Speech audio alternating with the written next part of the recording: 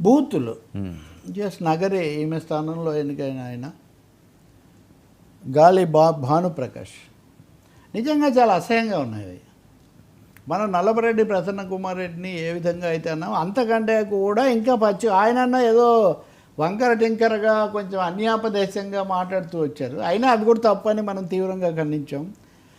గతంలో శాసనసభ్యురాలు, సినిమా నటి, ఆ తర్వాత మాజీ మంత్రి, తనతో పోటీ పడిన అభ్యర్థిని ఆమెను పట్టుకొని అసలు చెప్పాలో చెప్పకూడదు కూడదని వ్యాంపు లాంటి మాట వాడతారండి.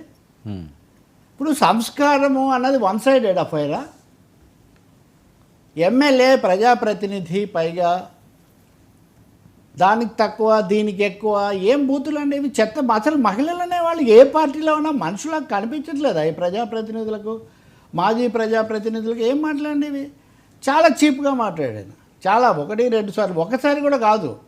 అందులో కూడా మళ్ళీ తేడాలు మొన్న మీరే ఎక్కడో చర్చిస్తున్నట్టున్నారు. ఒకసారేమో 1000 కోట్లు సంపాదించిందంటాడు, ఇంకో చోటేమో 2000 కోట్లు. అంటే 1000 కోట్లు అంటే అంత అసమస్యగా ఉందన్నమాట వీళ్లకు.